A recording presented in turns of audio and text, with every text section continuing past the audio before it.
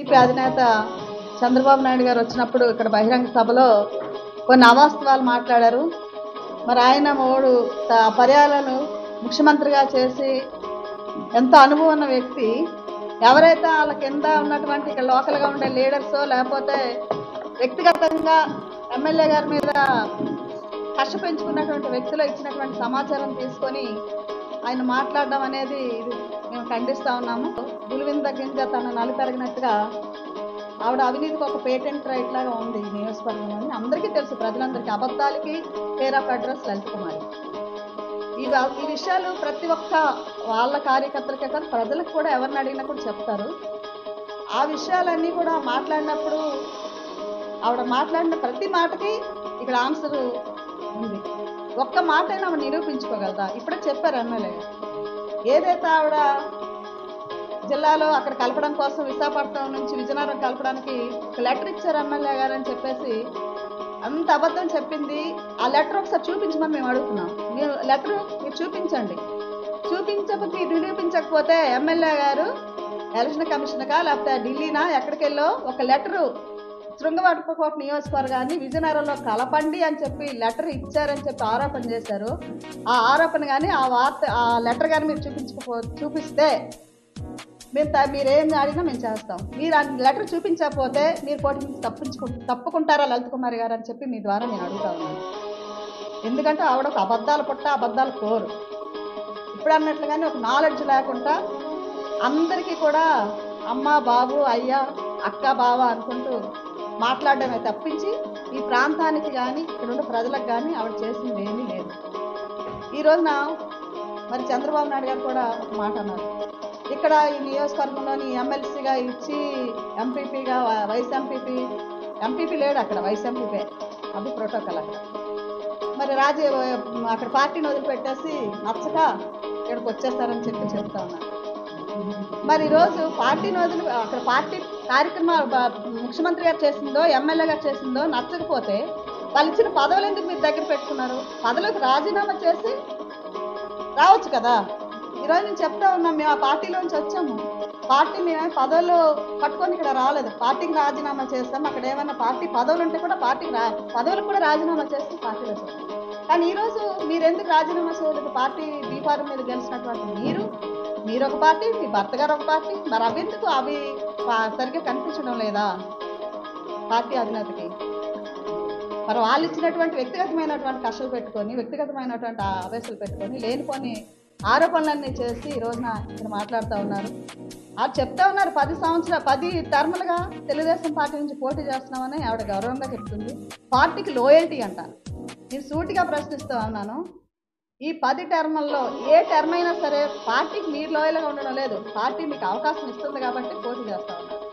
ఒక్క టర్మ్లోనైనా ఆవిడకి ఒక టికెట్ ఇవ్వకుండా ఉండుంటే ఆవిడ తాలూకు నిజాయితీ ఏంటో, ఆవిడ కమిట్మెంట్ ఏంటో, ఆవిడ లోయల్టీ ఏంటో అనేది పార్టీ అధిష్టానికి ఖచ్చితంగా తెలిసింది. ఒక్కసారి ఇవ్వకుండా ఉండాల్సింది.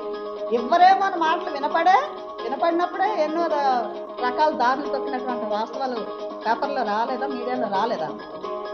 తెలీదా ఇది ప్రజలకి? ఇస్తారో ఎవరన్నా డౌట్ తోటి ఇంకో పార్టీల్లోని ప్రయత్నాలు చేసినటువంటి సందర్భాలు చాలామంది అనుకున్నారు. అది మీకే తెలియాలి, మీ మనస్సాక్షిగా తెలియాలి. ఇవాళ బొత్స సత్యనారాయణ గారి మీద ఇక్కడేమో స్థానిక ఎమ్మెల్యే గారి మీద ఆరోపణలు చేస్తూ ఉన్నారు. ఎమ్మెల్యే గారి మీద లేనిపోయిన ఆరోపణలు చేసే ముందు మీకు ఎక్కడెక్కడ ఏమేమి ఆస్తులు ఉన్నాయో మీ అనుచరులు అడుగుతుని చెప్తారు. అంతెందుకు మీ పార్టీలో ఉన్నటువంటి గొప్పకృష్ణ గారే చాలా చక్కగా చెప్పారు వివరాలతో సహా.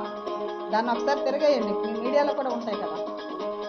మరి అవన్నీ వాస్తవాలు కాదని ఎందుకు చెప్పలేదు? ప్రెస్ మీట్ పెట్టి ఇవాళ నేను ఆరోపణ చేసినటువంటి ఆరోపణలన్నీ ఎమ్మెల్యే గారు ఇది కాదు పాయింట్ వివరించి చెప్పారు, ఇది కాదని చెప్పారు. మీ మీద పెట్టినటువంటి ఆరోపణలు మీ పార్టీలో ఉండే నాయకులు ఆరోపించినప్పుడు కూడా మీరెందుకు ఇది కాదు, ఈ సైట్లో ఈ లేఅవుట్లో నాకు సైట్లు లేవు, లేదా ఈ తిరుపతి లెటర్లు నేను అమ్ముకోలేదు, లేకపోతే ఇక్కడ ఉన్నటువంటి భూములు నేను కబ్జా చేయలేదని ఎందుకు మీరు ప్రెస్ మీట్ పెట్టి మీడియా మిత్రుల ద్వారా ప్రజలకు తెలియజేయలేదు? అది చేయకుండా ఈరోజు మీ దగ్గర ఉన్నటువంటివన్నీ ఎవరైనా మీకు ముందు అనేస్తారేమో అని చెప్పేసి అవన్నీ కూడా మా పార్టీ మీద ఆరోపణలు చేస్తూ ఉన్నారు. ఇవాళ బొత్స సత్యనారాయణ గారి గురించి మాట్లాడుతూ ఉన్నామా? తెలీదా నీకు? ఎన్నిసార్లు ఆ చుట్టూ తిరుగుతుంటావో, ఎన్నిసార్లు అధికారంలో ఉన్నప్పుడు ఏం చేస్తావు అనేది ఇక్కడ ఉన్న ప్రజలంతా అనుకుంటా ఉన్నారు ఆ విషయాలన్నీ కూడా. ఈ రోజున విజయనగరం జిల్లాలో ఆయన రాష్ట్ర PCC ప్రెసిడెంట్ చేశారు. ఒక రాష్ట్రంలోని అధికారంలో ఉన్న ప్రతిసారి ఆయన ఒక మంత్రిగా చెయ్యిని కోరుకోలేదు. ఈరోజు విశాఖపట్నంలోనే ఆ పార్టీకి వాళ్ళ తాలూకు సేవలు అవసరము. ఝాన్సీ గారు లాంటి ఒక అనుభవమైనటువంటి వ్యక్తి, ఒక బీసీ మహిళ ఈ పార్లమెంట్కి ఎంపీగా ఉంటే రేపు రాష్ట్ర రాజధానిగా విశాఖపట్నం వస్తే ఎంత అభివృద్ధి చెందుతుందన్న ఆలోచనతో జగన్మోహన్ రెడ్డి గారు ఒక నిర్ణయం చేశారు. దాన్ని వేరే వేరే రకాలుగా అక్కడ అవినీతి చేస్తారు. అవినీతి పరులు కుటుంబం అంతా. ఇన్నాళ్ళ ఎందుకు నువ్వు మాట్లాడలేదు? నువ్వు 2000 ఇప్పుడు 10 సంవత్సరాలు ఎమ్మెల్యేగా ఉన్నావు. అక్కడ ఏ రోజు కూడా ఒక నోరెప్పలేదే? జిల్లా అధ్యక్షులు ఉన్నప్పుడు కూడా ఎప్పుడు ఒక నోరెప్పలేదే?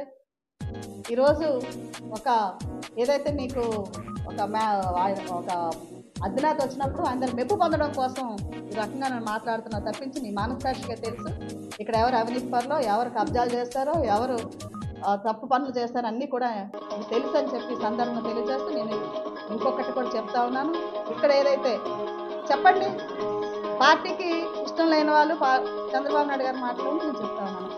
పెద్దలు ఆయన వైఎస్ఆర్ పార్టీ నచ్చలేనప్పుడు అక్కడ ఎమ్మెల్సీ గారు కానీ, వైస్ ఎంపీపీ గారు కానీ, ఎంపీపీ గారు కానీ వాళ్ళందరూ కూడా పార్టీలకు రాజీనామా ఇప్పుడు నేను చెప్తున్నాను, ధైర్యంగా చెప్తున్నాను. జగన్మోహన్ రెడ్డి గారికి ఆ రోజున పార్టీ ఆయన పెట్టిన రోజున ఆయన తరఫున చాలామంది ఎమ్మెల్యేలు కానీ ఆయన దగ్గరికి వెళ్ళినప్పుడు అందరితో రాజీనామాలు చేసి ఆయన కూడా ఎంపీగా రాజీనామా చేసి పోటీ చేసి గెలిచినటువంటి చరిత్ర ఉన్నది జగన్మోహన్ రెడ్డి గారు. అది పార్టీలో ఉండే నాయకుడికి నిజాయితీ, అది కమిట్మెంట్. అది ఇవాళ కూడా మీరు పోటీ చేసి మళ్ళీ రాజీనామాలు చేయండి, మళ్ళీ మీరు పోటీ చేయండి, మీకు ఎవరు వద్దన్నారు?